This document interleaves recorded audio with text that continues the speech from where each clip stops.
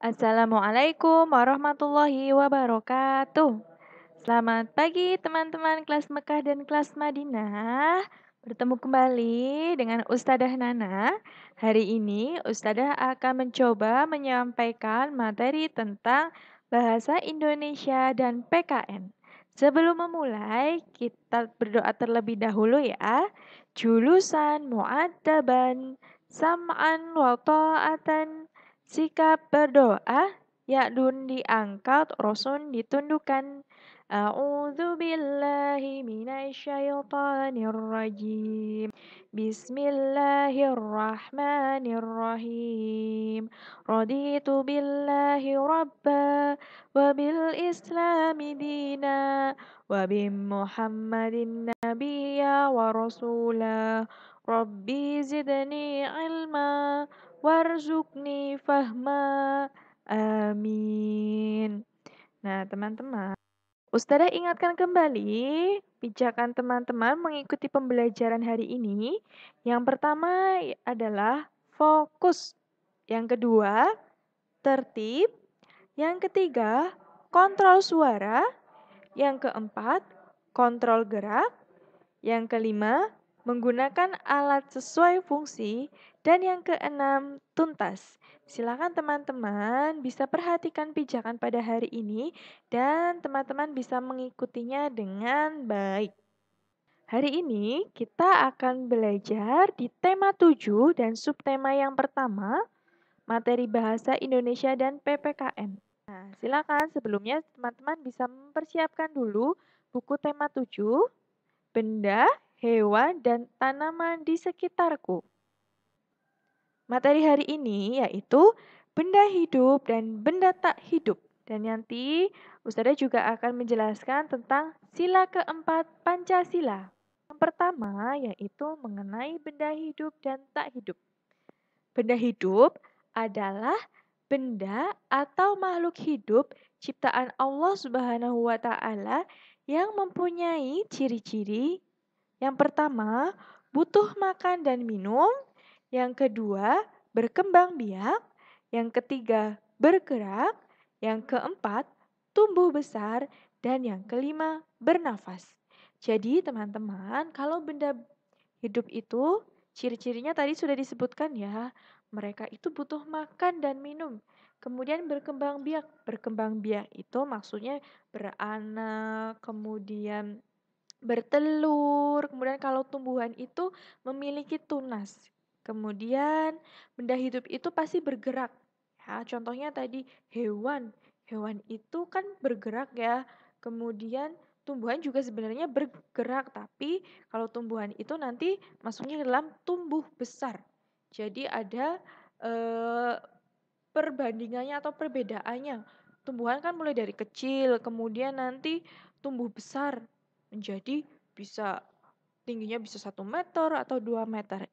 Nah, hewan pun sama. Hewan itu pun pasti tumbuh besar.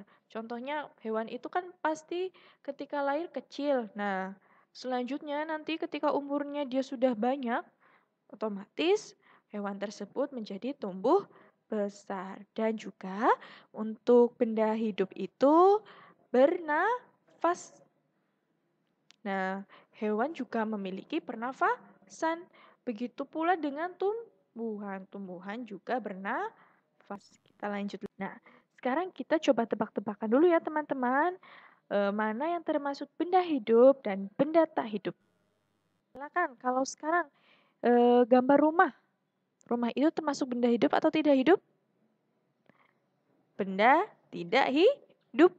Karena apa? Karena rumah itu tidak bernafas, kemudian tidak bergerak, tidak memerlukan makanan, dan juga tidak berkembang biak. Mana ada rumah yang berkembang biak ya? Rumah itu tidak beranak atau bertelur. Jadi rumah termasuk benda tidak hidup. Selanjutnya, kira-kira pensil benda hidup atau tidak hidup ya? Nah, kalau pensil itu benda tidak hidup karena tadi tidak memiliki ciri-ciri seperti benda hidup. Tidak bernafas, tidak berkembang biak, kemudian tidak memerlukan makanan. Selanjutnya, bola juga termasuk benda tidak hidup. Nah, tadi benda tidak hidup itu kebalikannya ya teman-teman dari benda hidup. Tidak bernafas, tidak bisa bergerak, kemudian tidak bisa berkembang biak, tidak bisa tumbuh besar. Bola mungkin bisa digerakkan, tetapi ada alat bantu untuk menggerakkannya. Ya, bola tidak bisa bergerak sendiri.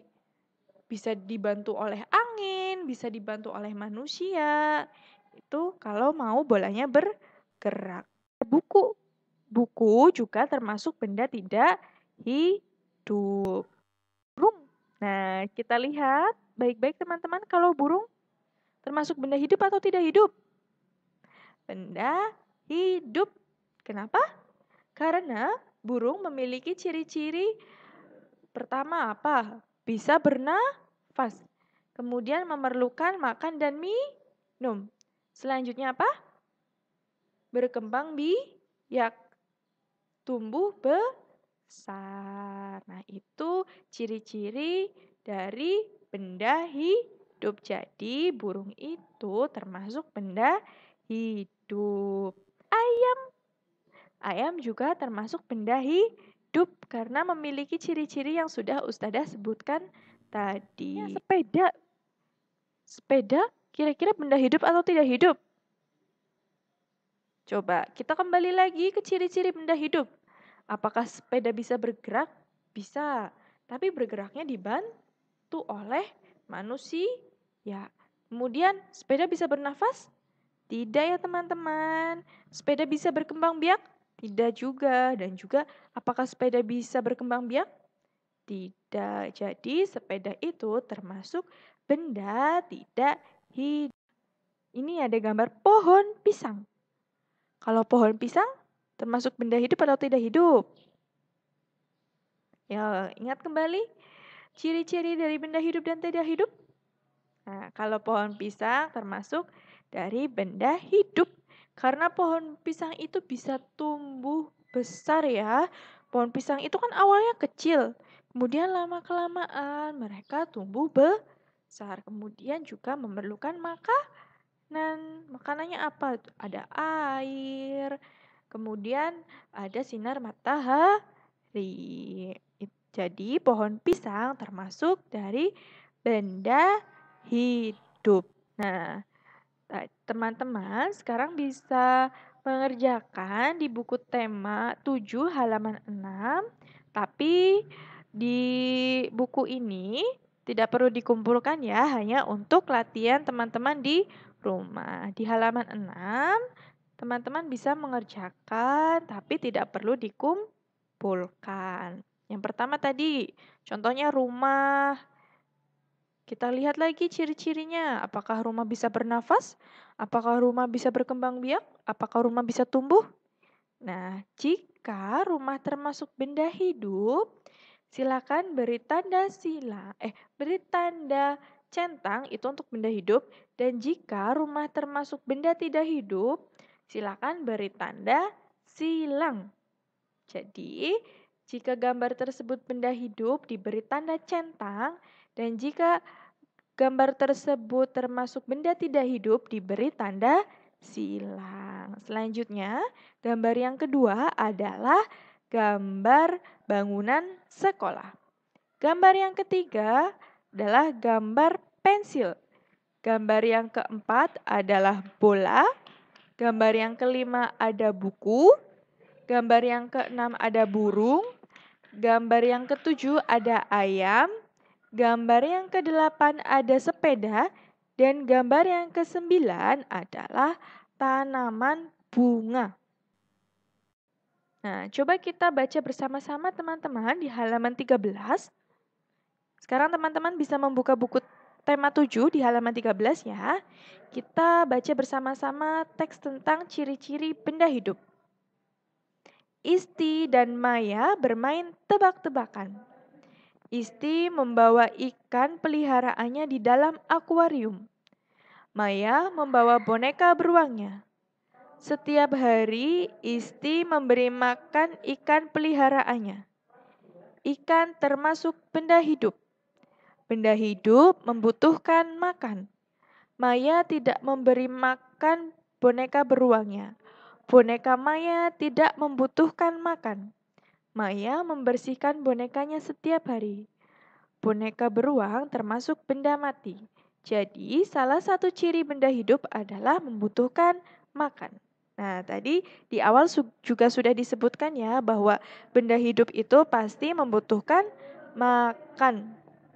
Tadi ya, ikan itu pasti membutuhkan makan. Jadi, ikan termasuk benda hidup. Sedangkan boneka beruang itu tidak memerlukan makanan, jadi termasuk benda tak hidup.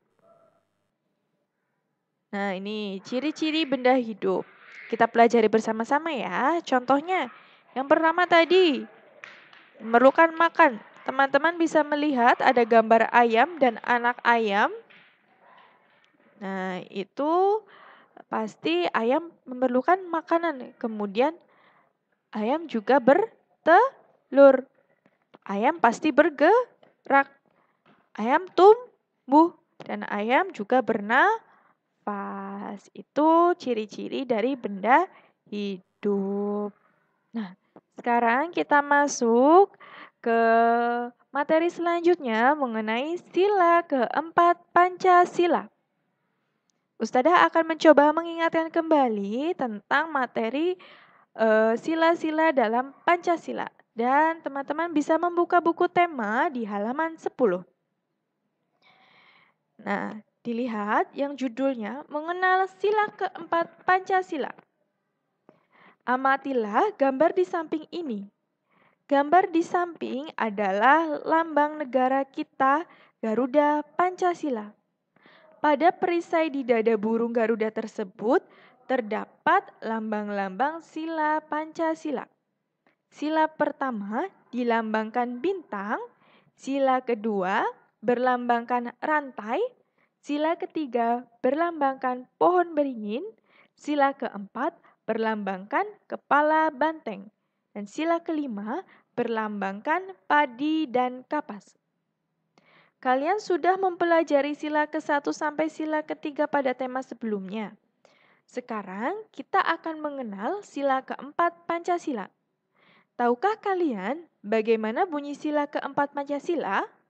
Sila keempat Pancasila berbunyi, kerakyatan yang dipimpin oleh hikmat, kebijaksanaan dalam permusyawaratan perwakilan. Sila keempat Pancasila dilambangkan oleh kepala banteng yang memiliki makna musyawarah dalam mengambil keputusan. Jadi diingat teman-teman bahwa sila keempat lambangnya adalah kepala banteng.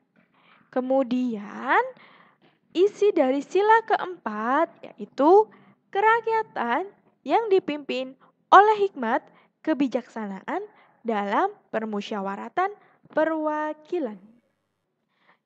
Banteng itu ya tadi bisa bergerak, kemudian apalagi bisa bernafas, kemudian memerlukan makanan, kemudian apalagi tumbuh besar. Jadi banteng ini termasuk dari benda hidup. Tugas teman-teman adalah mengelompokkan benda hidup dan benda tak hidup. Tugasnya ada di halaman 20 dan 21. Jadi, di situ sudah ada tabel yang berisi gambar. Yang pertama ada gambar bintang. Silakan teman-teman sudah ada contohnya ya untuk nomor 1, termasuk benda tidak hidup. Kemudian, gambar rantai kira-kira termasuk benda hidup atau tidak hidup. Silakan diberi silang pada kolom benda hidup atau benda tidak hidup. Kemudian yang ketiga ada gambar pohon beringin. Pohon beringin ini termasuk benda hidup atau benda tidak hidup. Silakan teman-teman bisa kasih tanda centang di salah satu kolom. Kemudian ada yang keempat yaitu ada gambar kepala banteng. Nah, diingat banteng itu termasuk benda hidup atau tidak hidup, silakan teman-teman bisa memberikan centang di salah satu kolom benda hidup atau benda tidak hidup. Kemudian yang kelima, ada gambar padi dan kapas. Padi dan kapas itu termasuk benda hidup atau benda tidak hidup. Jadi silakan teman-teman bisa memberikan centang pada kolom benda hidup atau benda tidak hidup. Jika sudah, silakan teman-teman bisa melanjutkan lagi pekerjaannya untuk menyusun kata-kata menjadi bunyi sila keempat Pancasila. Di dalam kotak itu ada sudah beberapa kata ya. Yang pertama kerakyatan, hikmat, dipimpin, kebijaksanaan, permusyawaratan, perwakilan, yang, dalam, oleh. Nah, silakan teman-teman bisa menyusun kata-kata tersebut menjadi sebuah kalimat sesuai dengan sila keempat. Teman-teman bisa mengingat kembali apa sih isi dari sila keempat? Nah, jika sudah ingat, silakan disusun di dalam kotak yang sudah tersedia di halaman 21. Kemudian, jika sudah selesai, tugasnya bisa dikirimkan ke nomor WA Ustadz Ridho. Nah, demikian materi yang dapat Ustazah sampaikan hari ini. Ustazah mohon maaf apabila banyak kekurangan dan kesalahan dalam penyampaian dan terima kasih sudah menyimak materi yang Ustazah sampaikan. Wabillahi taufiq wal hidayah. Wassalamualaikum warahmatullahi wabarakatuh.